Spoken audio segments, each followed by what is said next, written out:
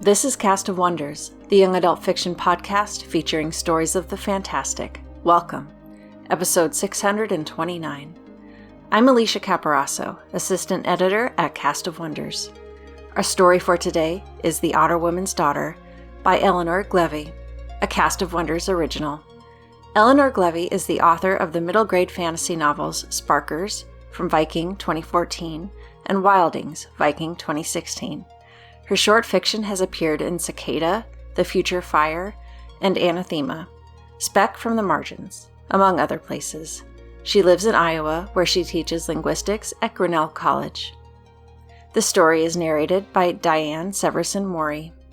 Diane Severson is a lyric soprano specializing in early music, specifically Baroque and medieval music, and loves her work teaching people to sing.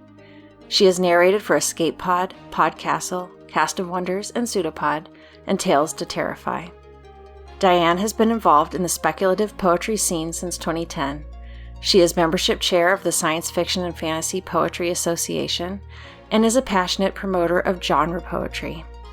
The best place to find her is on the web because she tends to pick up and move to another country at the drop of a hat. She and her family currently reside in Buckinghamshire, England. Today's story has a content warning for off-screen historical domestic violence. And now we've a tale to tell.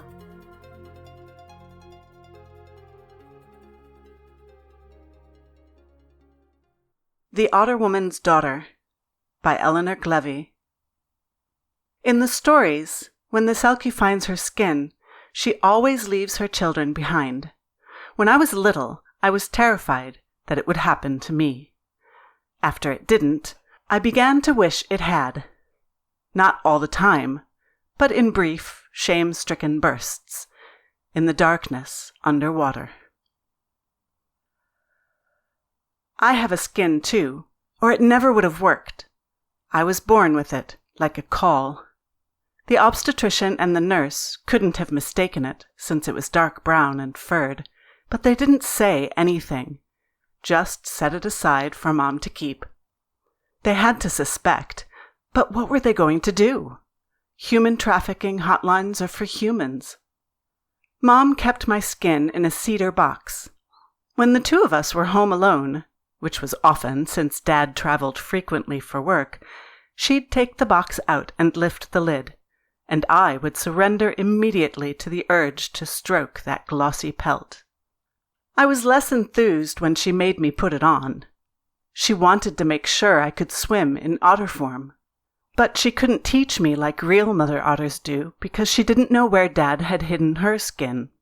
I had to take 2 sets of swimming lessons, one with foam kickboards in the middle school pool and one in out-of-the-way marshes under cover of night while the red-winged blackbirds slept in the cattails. I proved to be an excellent swimmer in human form. My middle school gym teachers urged me to join the swim team, but I declined. I had repertoire to learn and auditions to practice for. Viola is the one thing I owe my father. I don't know why he chose it for me. Most violists I know played the violin first, but not me. Dad drove me to private lessons and made sure I practiced every day. His car radio was permanently tuned to classical NPR, and we had season tickets to the St. Paul Chamber Orchestra, though Dad missed half the performances because of his business trips. He attended my recitals and school orchestra concerts when he could. He paid for me to join an auditioned youth orchestra, and when I stopped growing, he bought me Monty, my full-size viola. I'm not sure why Dad was so invested in my musical career. Classical music wasn't something we bonded over. It felt more like the piece of me Dad had claimed. But when he was away, I asked Mom to use the season tickets with me. She wouldn't come when Dad was there. I've always known the truth about my parents. Mom didn't hide or sugarcoat the facts. I don't know if Dad ever wanted to win me over to his side. Maybe he didn't try because he knew he'd already lost. Once, when I was really young, I asked him if he would give Mommy back her skin. He stalked away without a word. Later, I heard him shouting upstairs, Did you put Hope up to it? Did you?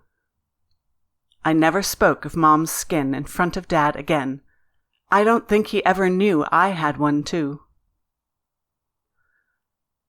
Mom and I used to play a game when Dad was gone. Our home was an enchanted castle, and we were two clever adventurers seeking a hidden treasure, an otter woman's skin. The best part was that all the house rules were suspended. I was allowed, even urged, to push open the door to Dad's study or crawl through the evening gowns and overcoats in my parents' bedroom closet. We never found the treasure. One night I woke in my bed to the sound of raised voices. I padded down the hallway toward my parents' room.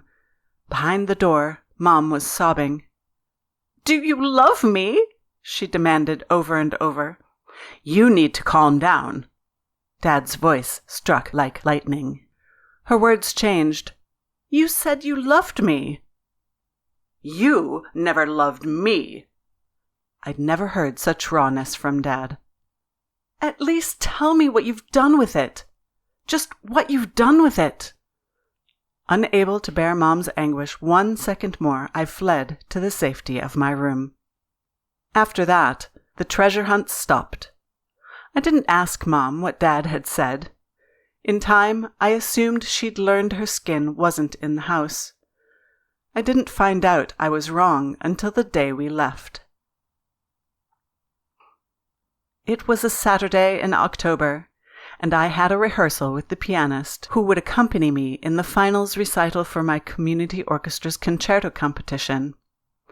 I was playing the first movement of Hindemith's Der Schwanendreher. Right as I was heading out the door, Mom came careening down the stairs. "He left the key." Her voice trembled like a drumskin. "What?" "The key." She dangled something in front of my face, a black plastic tab fused to a crenellated metal cylinder. "He changed sports coats just before he went to the office. This was in the pocket. Hurry! We need to find the safe." The full import of Mom's discovery hit me like the bus I now knew I'd miss. If I'd left a minute earlier, I might have gone to the accompanists none the wiser and returned to find myself motherless.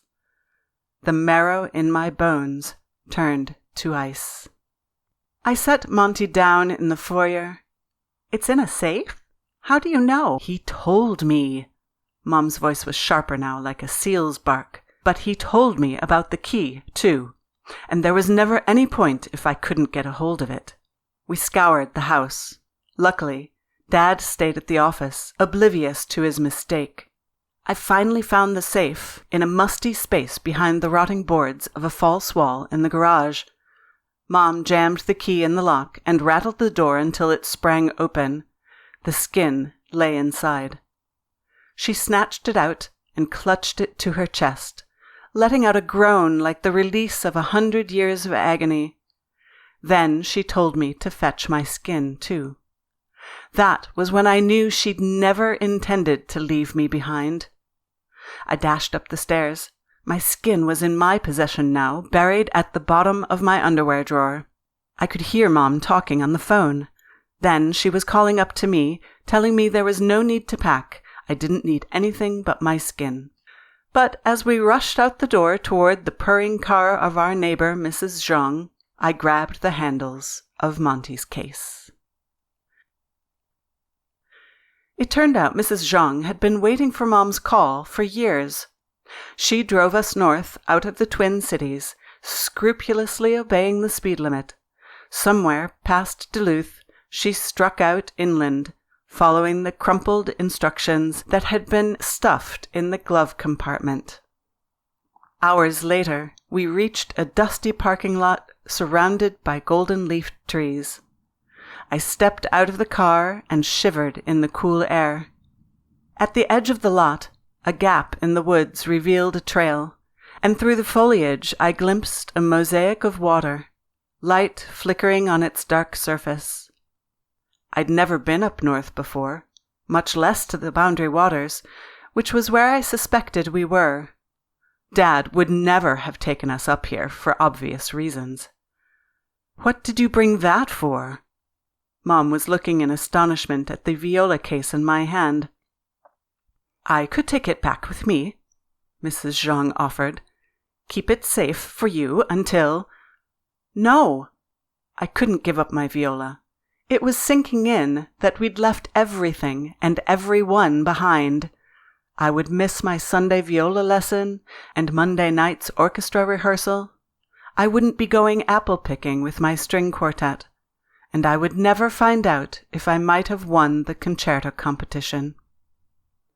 I felt no bitterness, not yet, just a dazed sort of shock, and a distant shame that I could care about such things when Mom was finally free. Mrs. Zhang hugged me goodbye before climbing back into her car. Pulling me close, she murmured in my ear, "If you ever need anything, you know where to find me." Mom wanted us to put on our skins and swim off, but I refused to change shape. I hadn't brought Monty this far to abandon him on a remote public landing. "Can't we go by land?" I pleaded. As luck would have it, there was a hiking trail nearby. There weren't many up here. As I would learn, the waterways were the chief means of human movement in the area. But there was an old path in these parts, so that was how Mom and I began our journey, she slithering over the dead leaves in otter form and I on foot carrying Monty. The next few days were a long, damp slog. At night, I had to put on my skin, or I would probably have died of exposure in my canvas shorts and cotton t-shirt. It was a relief and a joy to slip into my skin, to have the scents of the wilderness leap to kaleidoscopic clarity, to curl up against my mother, and best of all, to eat. But each morning I shed my skin again, picked Monty up, and trudged on. On the third day we reached the lake my mother had been seeking. She glided into the water, diving and surfacing exultantly like a brown-furred dragon. She called for me to don my skin, but I couldn't abandon my viola on the shore. Suddenly she scrambled onto the rocky coast, scampering across scabs of lichen and fallen trunks. She meant for me to follow, but I advanced so much more slowly that she kept having to double back, impatient. I was exhausted, hungry, and out of sorts. What had happened to the perfect team we'd been before? Then again, why was I so insistent on keeping Monty? Was I the one being unreasonable? Before I could arrive at an answer, the vegetation retreated from the water's edge, and I looked up at a clearing. 3 logs formed the sides of a square, and on the 4th side rose a heap of stones, topped by a fire grate. It was a campsite. I squelched about the area in my sodden shoes. No tents, no canoes, no sign of any human activity except for the existence of the campsite itself. Reassured, I ferreted around the periphery of the campsite until I found a promising spot. Beyond a bed of brown needles, a rock overhang patched with lichen created a recessed niche at ground level. The alcove was both protected from falling rain and, lying slightly uphill, unlikely to pool with water. It was just the right size to accommodate my viola case and the armfuls of dead leaves and brush I piled over it. Turning away from Monty, I drew my skin on and darted after my mother into the lake. We found an abandoned beaver lodge to adopt as our holt. In otter form, I soon familiarized myself with the whole lake. The campsite where I'd stashed my viola was the only one on our lake, and it remained unoccupied in the days and weeks that followed. I hope that meant it was unpopular, but it was past the busy season, so it was hard to say.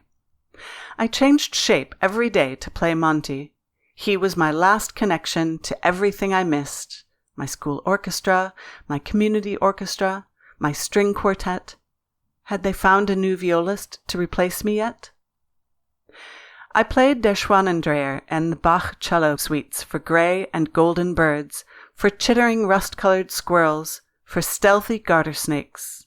It was a lonelier sound than being embraced by the orchestra, but as the days slipped by, I began to enjoy the temple of the woods, the rush of the wind in the canopy, the lapping of the water on gusty days. The wilderness furnished its own subtle symphony. Too soon the temperatures dipped, and I fretted over how Monty would survive the winter. I decided to bury my case near the overhang, though I didn't know how deep the frost would penetrate. I spent long days digging a viola grave in Otter form until it was as deep as I could get. Then I left Monty in the ground, hoping it would be enough to preserve him. The winter was miserable. Only as an otter was I fit to survive the cold, but wearing my skin constantly began to feel like being perpetually stuck in a wet bathing suit. Another otter woman lived with her children on the lake beyond the northern portage. We met once in the woods between our lakes. The strangers came tumbling down a shallow slope, the youngsters purring and chuckling as their lithe bodies rippled over the glaze of fresh snow. "What's this?" the other mother said, sniffing the air as she eyed me warily. "You brought back human offspring?" "Why shouldn't I have?" my mother replied. "She's my kin as much as her sire's." Our neighbor snuffled. "Nobody brings back human pups. It's not done." Well, now it is. My heart swelled at this proof of my mother's love. For a moment, it was enough to make me forget the isolation and the music deprivation, because that was the worst part of winter. As the months passed, I feared I was losing my calluses. I'd never gone so long without practicing. Some piece was always playing in my head, but often I couldn't place it. Was it Buckaroo Holiday or El Salón Mexico?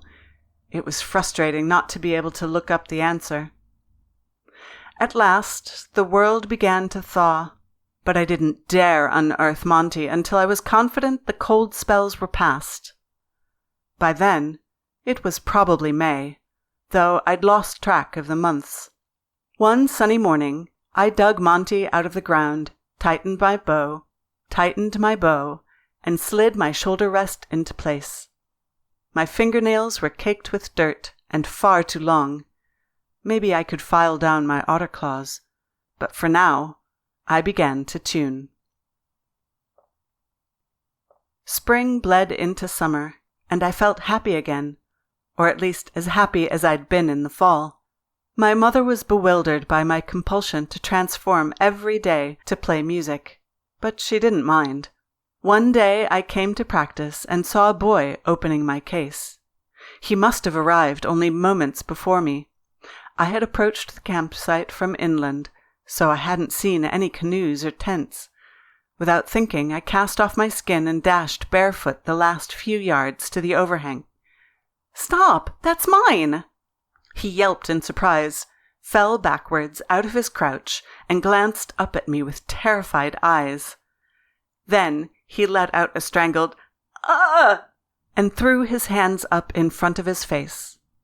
I remembered I wasn't wearing any clothes. The one outfit I'd had mysteriously vanished over the winter. I retrieved my skin and draped it over my crossed arms in front of me. The boy dared look again, and at the sight of my skin he swore under his breath. "It's mine," I repeated. "Please don't touch it." I'd been so careless. Now I'd have to find another hiding place for Monty. The boy's mouth gaped like a walleye's. "You guys play the viola?" I was impressed he hadn't taken Monty for a violin. "I'll explain if you want, but not here." The boy blinked, but he made up his mind quickly. I zipped my case back up and walked deeper into the underbrush, but it was uncomfortable with no shoes. "Will you carry this?" I asked the boy, holding out Monty. "I'm going to change back." I didn't know why I was so trusting all of a sudden. Maybe it was because I was convinced this stranger was a musician too, Or maybe I was just desperate for a human to talk to. In otter shape, I led the way to a slab of rock on the shoreline of an inlet that most paddlers didn't notice. I shucked off my skin and tucked my legs under me.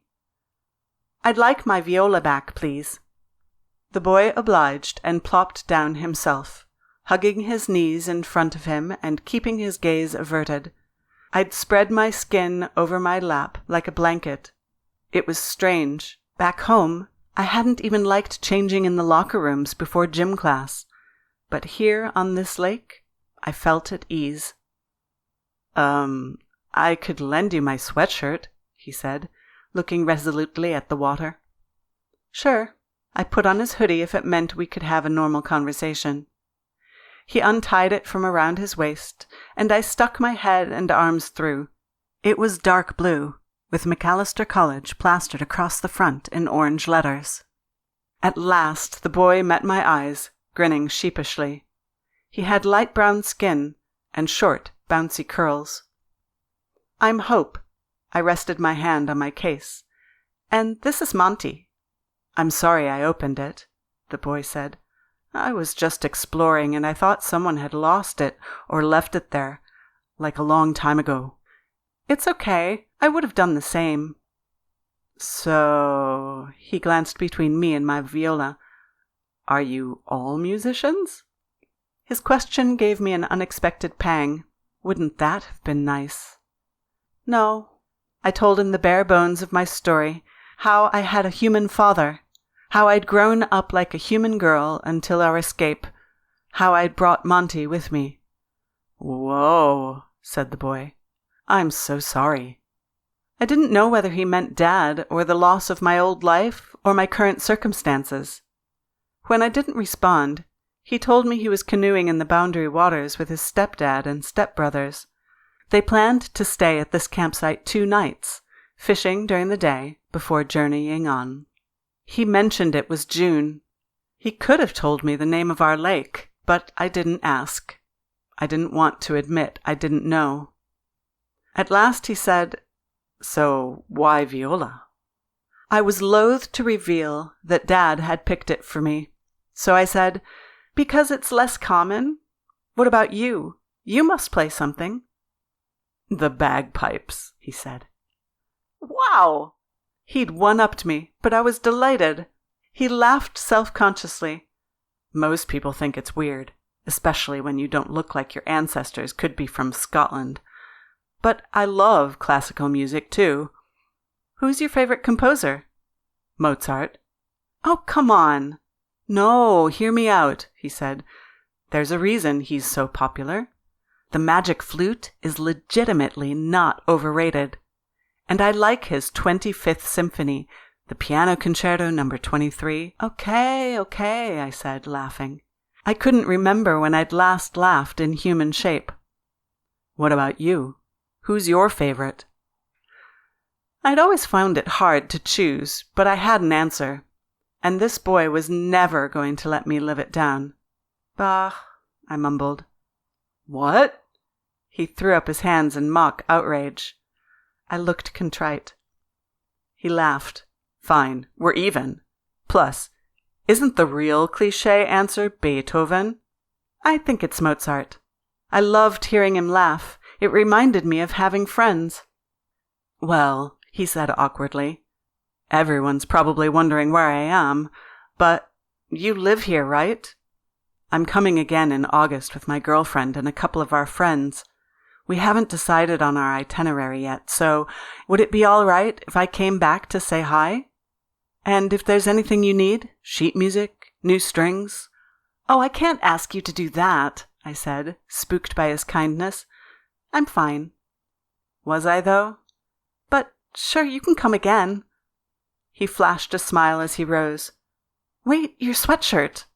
I tugged it off. While my head was still encased in fleece, I added, "You didn't tell me your name." He caught the sweatshirt I tossed him. "Peter." Despite my best efforts, I lost track of the days until August, so it was an exciting surprise when I spotted 2 green canoes cutting across the water toward the campsite one day. I recognized Peter's bare head. He sat in the stern of one boat with a girl in a turquoise life jacket in the bow. Immediately, I scurried to the overhang and dragged Monty away to his new secondary hiding place. Early the next morning, I saw Peter sitting on the rock slab where we'd talked in June. I swam up and leaped ashore, water dripping off my pelt. "Oh, wow," Peter said. "Hey." I changed shape and grabbed the oversized t-shirt lying next to him without asking if it was for me. "Hi. How have you been?" he asked. "Good. How about you?" "Great." He looked slightly uncomfortable, though. "Listen, after we met last time, I realized I'd heard of you." "What?" "In the news last year. A 15-year-old girl kidnapped by her—" "I wasn't kidnapped," I snapped. "I hope my dad didn't sell some sob story to the media. We were just accessories to him." Peter looked taken aback by my rancor. So was I. I'd never acknowledged that out loud before. "Well, anyway, I thought you might want to know." "I don't." The silence after I spoke was brittle, and I reproached myself for wrecking this nascent friendship before it could turn into anything I could count on. "Sorry," Peter muttered. He eased an MP3 player out of his pocket. "I don't normally bring this up here, but I thought you probably hadn't listened to music for a while."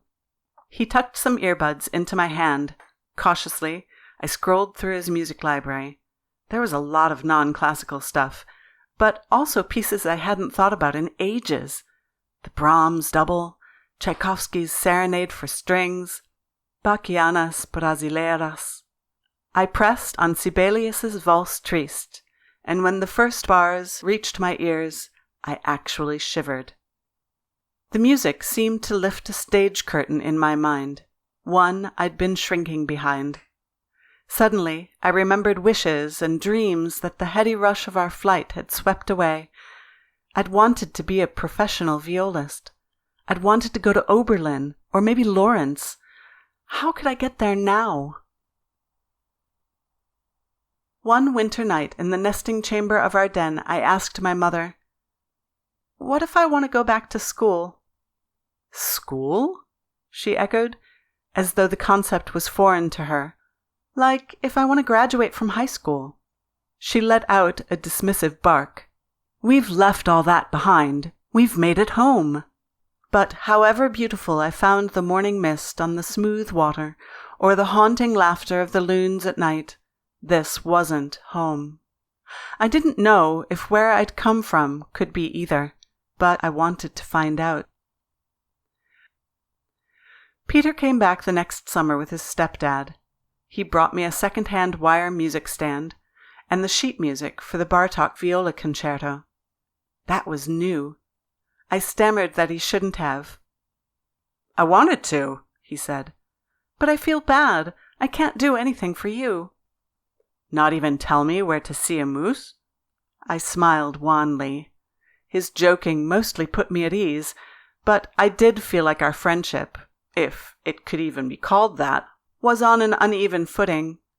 I changed the subject. "How come your brothers didn't come this time?" "They've got football camp." Peter heaved a sigh. "Plus, my stepdad wants to talk about my future." "Oh?" "I just finished my first year of college. I'm still officially undecided, but he's pushing me to choose a practical major." This felt a bit better. Peter had problems too. Even if there wasn't much I could offer him in the way of help, he surely had other confidants, like his girlfriend. He was probably just making conversation. Even so, I asked, "What do you want to major in?" "English." He glanced my way. "Going to ask me who my favorite author is?" I rolled my eyes. After Peter and his stepfather left, I tried learning the Bartók. I quickly realized that without my old teacher's guidance, I would never master it. My progress had stalled in the wilderness. A fresh piece renewed my resolve, but it also strengthened the pull of the human world. I couldn't stop thinking about Peter's casual talk of college. That winter, I spent the short days and the long nights working up the nerve to ask Peter for an enormous favor. It felt like he came late the next summer. When I finally caught sight of him on our rock and swam up to meet him, he told me it was the 4th of July. "My stepdad keeps asking what's so special about this lake," he said, laughter running under the surface of his words. At my expression he added, "Don't worry.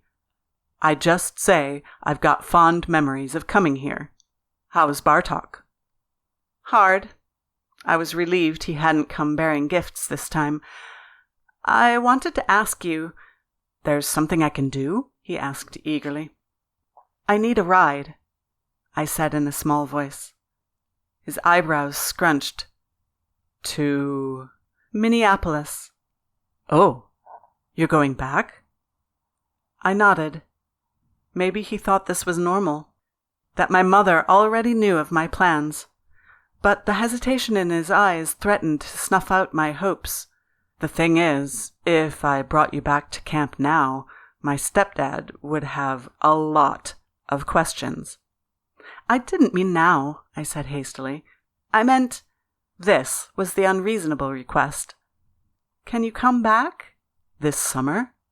I swallowed. "It could be next year." "No, I bet I can swing it. I could say I want to do a solo trip, a personal challenge." Peter brightened. "I'll rent a one-person canoe." "Are you sure? If it's too much trouble—" "No!" His grin broadened. "I'll meet you here in August, if—" He broke off at the sound of a wet snort. I straightened in alarm and turned my head just in time to see a glistening brown back undulate and vanish beneath the water. It was my mother. "Was that an otter?" Peter sounded excited, like he'd never seen one before. "I'm an otter," I said. "Oh, yeah. I meant—" "I have to go." I was already pulling on my skin. "Can you really come again?" "Yes," he said. "I promise." "What were you thinking?" my mother snarled. I'd swum after her, and she'd chased me to a tiny island on the lake, a bank of rock with a few young pines. "I was fine," I protested. "He's not—" "Your skin was lying at your feet.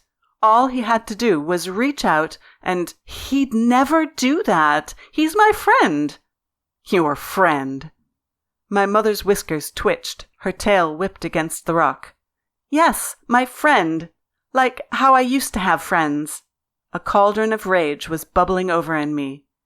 "He's a man, a human. They can't be trusted." I whistled in frustration. "I'm human." She froze. Maybe it was the incongruity of an otter on all fours declaring she was human, but it was true. I couldn't extinguish that part of myself. I took a ragged breath. "I'm going back." My mother made a shrill, keening sound. "To your father?" "No," I said in revulsion. "Just back." "Why?" she yelped. "How could you leave me? I didn't leave you." The truth of it pierced my heart, but my determination didn't waver. "I'll come back every year," like Peter did. I'd find a way. "But I want to study viola. I want to go to college. You want, my mother growled. "Did you think I wanted to walk around on 2 legs and wear dead skins?" "No," I barked. "But you had no choice." "I do." "You'll lose your skin," she warned. The wind was picking up, slapping new waves against the island. "One day you'll let your guard down, and you'll be trapped, too." "It's dangerous. Stay here with our people." "I can't," I said. "I'll keep my skin safe, but I can't stay." My mother hurtled back into the lake, and I followed.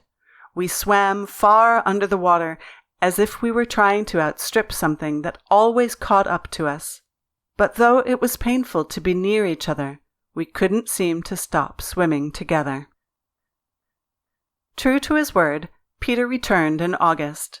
He made room for me and Monty in his solo canoe. While he paddled us to the first portage, I clutched the handles of my viola case and held the bundle of my skin to my chest. I slept through most of the drive. When I woke up on the freeway south of downtown, the familiarity of the urban landscape shocked me. I guided Peter to the right neighborhood and then to the right block. There was a for sale sign swinging gently on the lawn of my old house. I faced Peter in the driver's seat. "Thank you." I had nothing else to offer him. "Of course," he said with a slightly embarrassed smile. I started to climb out and paused. "Are you an English major?" He beamed. "Yes." "I'm glad," I said. Then I hefted my viola case, walked up the path between the blooming hydrangeas, and knocked on Mrs. Zhang's front door. This story presents a series of transformations, as well as a period of transformation for our main character, Hope, both literally and figuratively. Our author transforms a European Selkie folktale into a uniquely American story by turning the seal into a river otter. So many of the details are specific to Minnesota. MPR, the description of the boundary waters, setting becomes as much of a character as the people. It grounds the story to place. This is also a coming-of-age story. Hope and her mother are no longer play-acting finding the mother's pelt and escaping. They actually do it. Hope's first decision, made on her own, is to take Monty, her viola, with her. It's clear that Monty is like her teddy bear, her blanket, her object of comfort. One that brings her joy, and one that ties her to her human life, and one that brings Hope her first teenage relationship with a boy, if a platonic one. But to her mother, Monty is Hope's tie to her father, who her mother sees less and less as a husband and more as a captor. And while we see only a glimpse of it because this story is from Hope's point of view, the story presents the transformation of a marriage, and Hope is stuck in the middle. A last subtle transformation that I see in the story is Hope attempting to break what appears to be generational trauma. Hope leaves the boundary waters and returns to Minneapolis. She doesn't let her mother convince her to stay. She doesn't let her mother convince her that someone will steal her pelt and hold her hostage.